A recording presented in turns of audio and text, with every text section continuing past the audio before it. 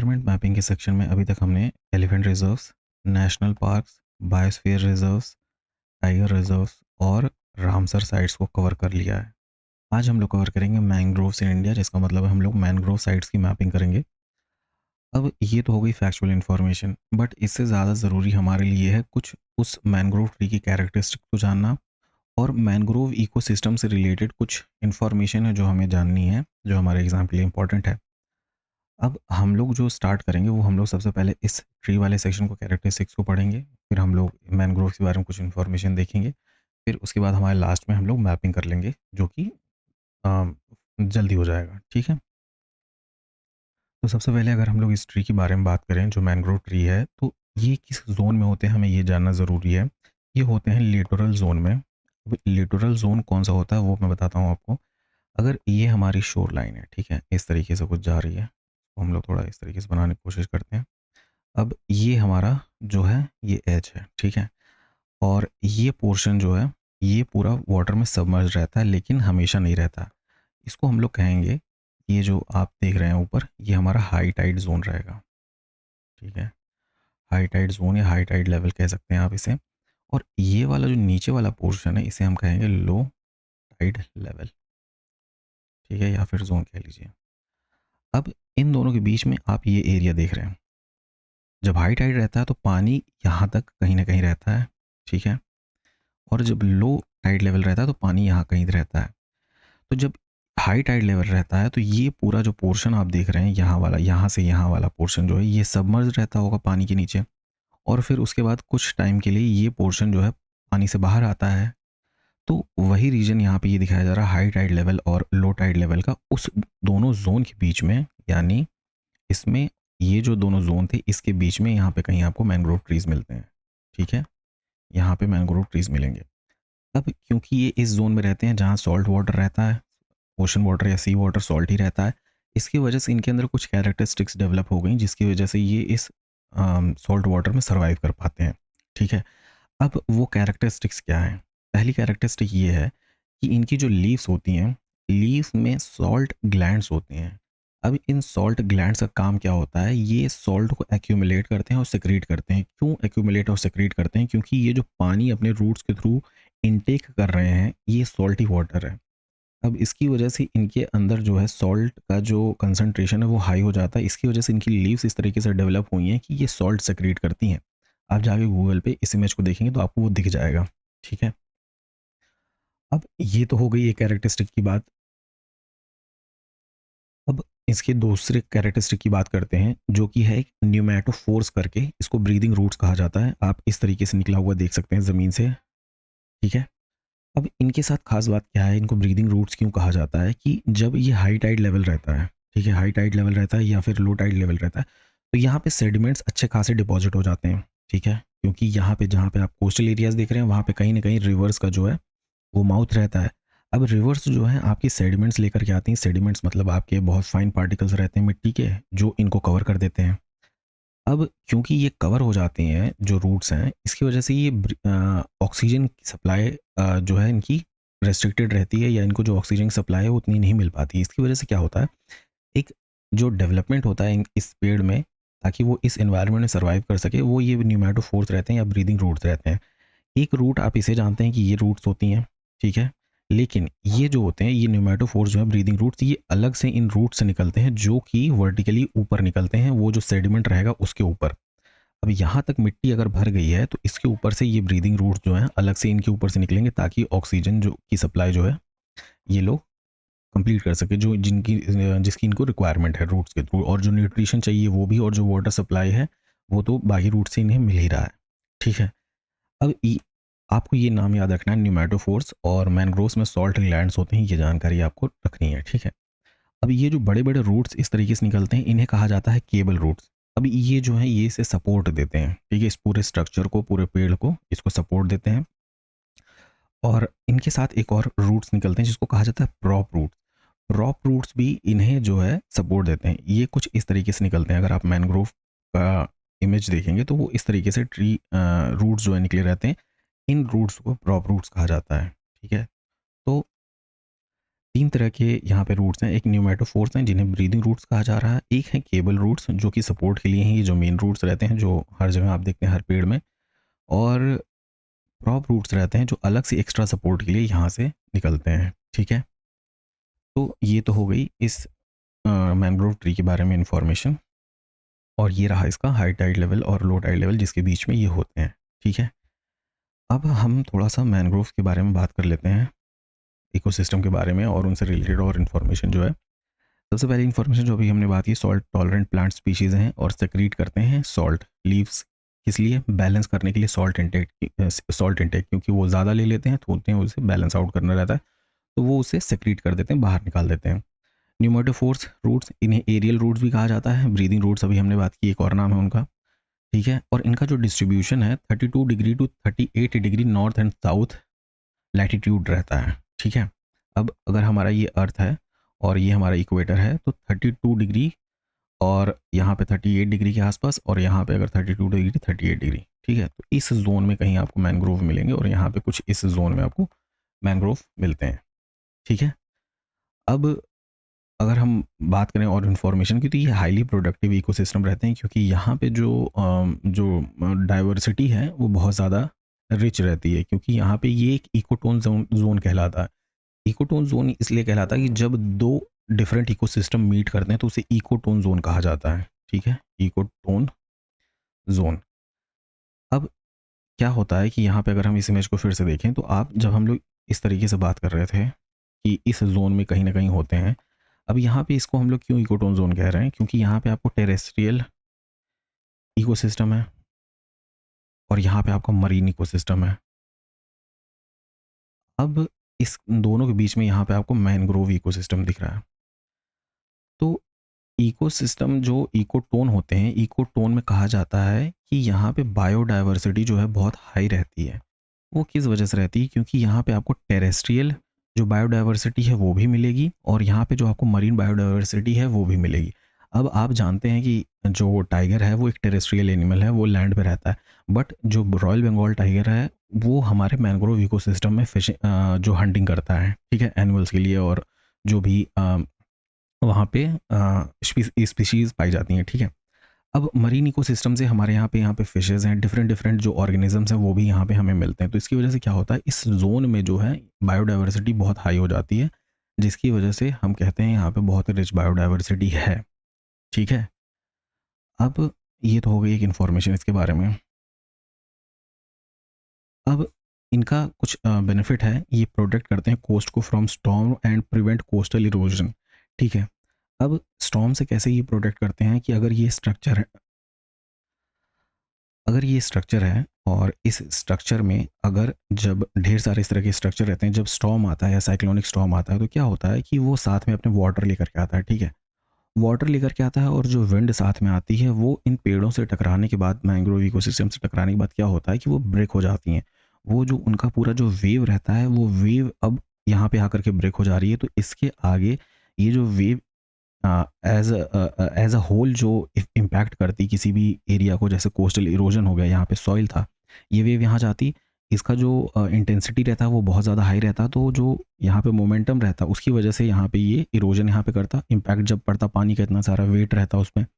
लेकिन अब बीच में मैंग्रोव इकोसिस्टम है तो ये क्या करते हैं कि ये जो पेड़ हैं बीच में, ये इस वेव को ब्रेक कर देते हैं। तो अब यहाँ से अगर कुछ आगे भी जाएगा तो पानी आगे जाएगा, बट उसके अंदर उतनी फोर्स नहीं रह जाएगी क्योंकि पूरे फोर्स का जो इम्पैक्ट है वो इन पेड़ों ने जो है एब्जॉर्ब कर लिया है।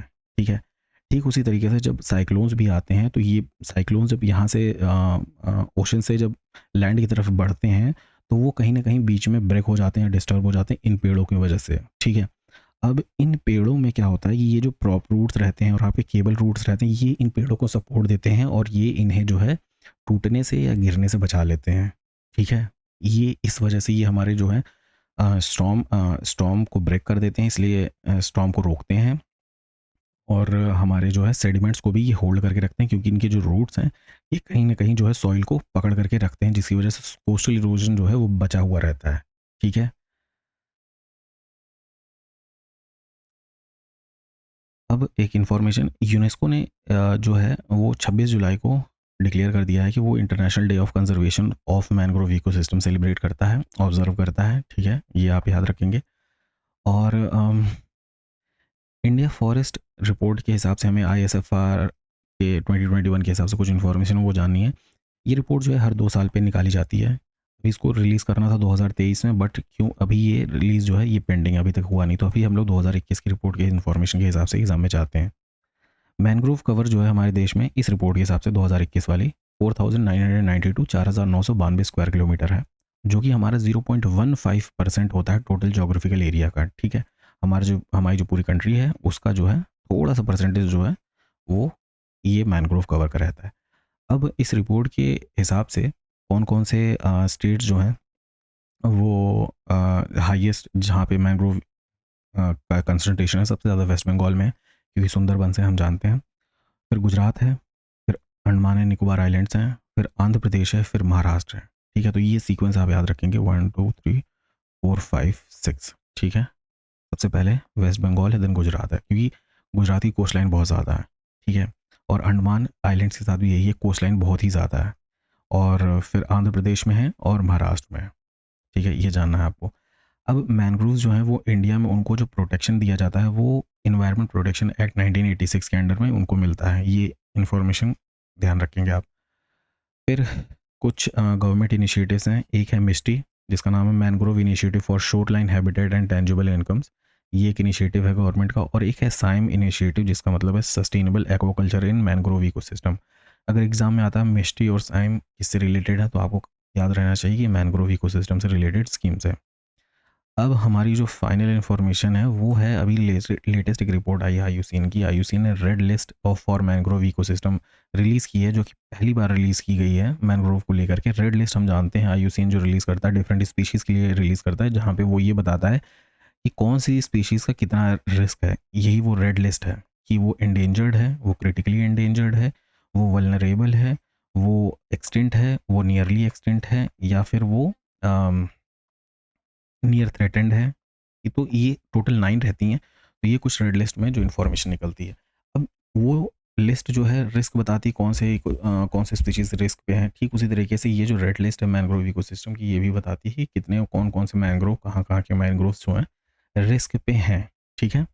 अब ये 2024 में रिपोर्ट आई है, ये ध्यान रखेंगे। अब इनके हिसाब से रिपोर्ट में कि 50% मैनग्रोव्स जो हैं ऑल ओवर द वर्ल्ड वो रिस्क पे हैं, और जो 1/3 है वो affected by sea level rise हैं, ठीक है। अगर जैसा कि अभी हम लोग बात की थी कि यहाँ पे हाई टाइड लेवल आता है, लो टाइड लेवल आता है। अब जब सी लेवल राइज़ हो जाएगा तो हो सकता है कि वो वाटर लेवल हमेशा यहाँ पे बना रहे, ठीक है। अब हमेशा यहाँ पे बना रहे, बट यहाँ के जो ट्री हैं वो उनकी जो डेवलपमेंट हुई है या उनके अंदर जो कैरेक्टरिस्टिक्स डेवलप हुई हैं समय के साथ, वो ये हुई हैं कि कुछ टाइम के लिए वाटर लेवल यहाँ पे जाता है, उसके बाद हमारे पास ब्रीदिंग रूट्स भी हैं। ये सारी चीज़ें इस तरीके से डेवलप हुई हैं इस वाले इकोलॉजिकल सिस्टम के हिसाब से, या फिर हम बोलें क्लाइमेटोलॉजिकल सिस्टम के हिसाब से यहाँ पे डेवलप हुई। बट अब सी लेवल आपका हमेशा यहाँ पे रहेगा, तो ये जो रूट्स हैं ये हमेशा पानी के अंदर रहेंगे, ठीक है। तो इन्हें वो टाइम नहीं मिलेगा जो यहाँ पे लो टाइड लेवल में मिलता था इन्हें, बाकी सारे इनके जो बायोलॉजिकल प्रोसेसेस हैं उसके लिए, ठीक है।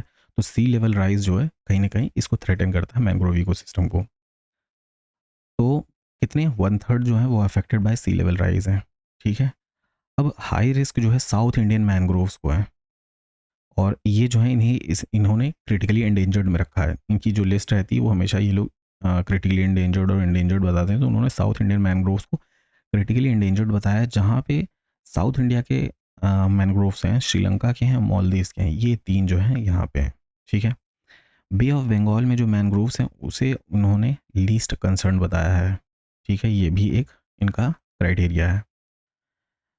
तो ये तो बात हो गई मैनग्रोव से रिलेटेड कुछ इकोसिस्टम की, कहाँ होते हैं, किस तरह का प्लांट है, और यहाँ पे हमने उसके कैरेक्टरिस्टिक्स के बारे में बात की, हमने लेटेस्ट रिपोर्ट के बारे में बात की। अब हमारे पास जो एक चीज़ बच रही है वो है हमें ये मैपिंग करना कि कहाँ कहाँ पे पाए जाते हैं। तो हमें अभी हमने पढ़ा था वेस्ट बंगाल में सबसे हाईएस्ट है, सेकंड पे गुजरात है, थर्ड पे हमारे अंडमान एंड निकोबार आइलैंड्स हैं, और फोर्थ पे हमारे पास है हमें देखना होगा कि गलत ना हो, फोर्थ पे आंध्र प्रदेश एंड महाराष्ट्र फिफ्थ पे, ठीक है। तो फोर्थ पे आंध्र प्रदेश है और फिफ्थ में महाराष्ट्र है। ये चीज़ें हमें ध्यान रखनी है 5, ठीक है। तो हम लोग हमेशा अपनी मैपिंग में हमेशा से एंटी क्लॉकवाइज डायरेक्शन में मूव करते हैं, तो हम लोग यहाँ पे गुजरात से स्टार्ट करेंगे। और गुजरात में 3 लोकेशंस हैं जो मैनग्रोव्स के लिए जानी जाती हैं। एक है गल्फ़ ऑफ कच्छ, ठीक है? ये सारे कोस्टल एरियाज़ रहेंगे, आपको ये ध्यान रखना है, तो आप ये ध्यान समझने में ईज़ी रहेगा आपके, ठीक है? फिर आता है गल्फ़ ऑफ खंबात, इसको मैं ठीक कर देता हूँ। गल्फ़ ऑफ खंबात है, फिर डूमस उभरात है, ये एक जगह है, वो भी अ, मैनग्रोव्स के लिए फ़ेमस है, ठीक है? अब महाराष्ट्र में कुछ ये जगहें हैं जहाँ पे है वैतरणी, मुंब्रा डीवा, वसई मनोरी, विकरोली, कुंडलिका रेवदंदा और श्रीवर्धन, वेल्दूर, आचरा, रत्नागिरी और देवगढ़ विजय दुर्ग, ये जो हैं, और साथ ही साथ मालवन, ये जो हैं, ये कुछ साइट्स हैं जो मैनग्रोव साइट्स हैं जो कि महाराष्ट्र में है, ठीक है? फिर गोवा में एक साइट है, गोवा के नाम से ही जाना जाता है, स्टेट के नाम पे ही है, कि यहाँ पे एक मैनग्रोव साइट है। और फिर करवर जो है ये कर्नाटका में है, साथ ही साथ दक्षिण कन्नड़ा, होन्नावर, ये भी वहीं पे है। कूंडा जो है, कूंडा भी कर्नाटका में है, और मैंगलोर फॉरेस्ट डिवीजन जो है ये भी कर्नाटका में ही है। केरल की अगर बात करें तो हालांकि और भी साइट्स ही होंगी, बट हम लोग केवल इंपॉर्टेंट साइट्स का ही नाम देख रहे हैं, ठीक है? कन्नूर जो है नॉर्दर्न केरला में, यहाँ पे मैनग्रोव साइट है। वेम्बनाड है, वेम्बनाड लेक है, आप जानते हैं, तो वहाँ पे मैनग्रोव्स हैं। फिर अगर हम बात करें तमिलनाडु की, तो यहाँ पे हम देख रहे हैं कजुवेली, फिर पीचावरम मैनग्रोव फॉरेस्ट, ये बहुत फेमस है, पीचावरम, और मुथुपेट और रामनाद, ये 4 लोकेशन है जो मैनग्रोव्स की हैं जो तमिलनाडु में, ठीक है? आंध्र प्रदेश में हम बात करें तो पुलिकट लेक के पास जो है पुलिकट मैनग्रोव रीजन है। फिर और अगर हम बात करें आंध्र प्रदेश में, तो ईस्ट गोदावरी है, गोदावरी डेल्टा के पास कोरिंगा है और कृष्णा है, ठीक है? ये मैनग्रोव फॉरेस्ट है यहाँ पे। और अगर हम उड़ीसा की बात करें तो उड़ीसा में हमें सुवर्ण रेखा दिखता है, सुवर्ण रेखा रिवर भी है, धामरा है, भीतरकनिका है जो कि एक नेशनल पार्क है, और फिर महानदी रिवर है, और उसके माउथ पे कहीं ना कहीं ये आपको मैनग्रोव्स मिल जाएंगे। फिर चिलिका लेक है जहाँ पे आपको ये मैनग्रोव्स मिल जाएंगे। तो और सुंदरबंस के बारे में एक इन्फॉर्मेशन आपको याद रखना है कि यहाँ पे जो मैनग्रोव्स पाए जाते हैं उनका नाम है सुंदरी ट्री, ठीक है? अब इसी सुंदरी ट्री की वजह से ये जो नाम पड़ा है सुंदरबंस पड़ा हुआ है, ठीक है? ये आपको ध्यान रखनी है इन्फॉर्मेशन, तो सारे कोस्टल एरियाज़ में कहाँ कहाँ पे वो है। फिर हमारे नॉर्थ अंडमान मैनग्रोव्स के नाम से जाने जाते हैं, और निकोबार मैनग्रोव्स के नाम से जाने जाते हैं, ठीक है? तो इन दोनों जगहों पे भी आपको मैनग्रोव्स मिलेंगे, ठीक है? तो ये आपको कुछ साइट्स थी जिनका आपको नाम याद ध्यान में रखना है, और एग्ज़ाम में ये नाम आ जाते हैं। और ख़ास तौर से तो ये जो कैरेक्टरिस्टिक्स हैं ये भी इंक्लूडेड ही रहती हैं। और अगर ये लेटेस्ट रिपोर्ट है, अगर आप क्वेश्चन कहीं से आना होगा तो यहाँ से आएगा, और इस रिपोर्ट को और डिटेल में और भी इन्फॉर्मेशन होगी तो वो आप ज़रूर एक बार कंफर्म कर लेंगे, मतलब देख लेंगे अपने से भी और कोई इन्फॉर्मेशन है तो यहाँ से हमारा ये मैनग्रोव इकोसिस्टम का मैनग्रोव की मैपिंग जो है फिनिश होती है। नेक्स्ट सेक्शन में हम लोग को करना है लेक्स इन इंडिया, ठीक है? वहाँ पे हम लोग 4-5 तरीके की लेक्स होती हैं वो देखेंगे, तो वो हमें जानना है। तो मिलते हैं आपसे नेक्स्ट टॉपिक में।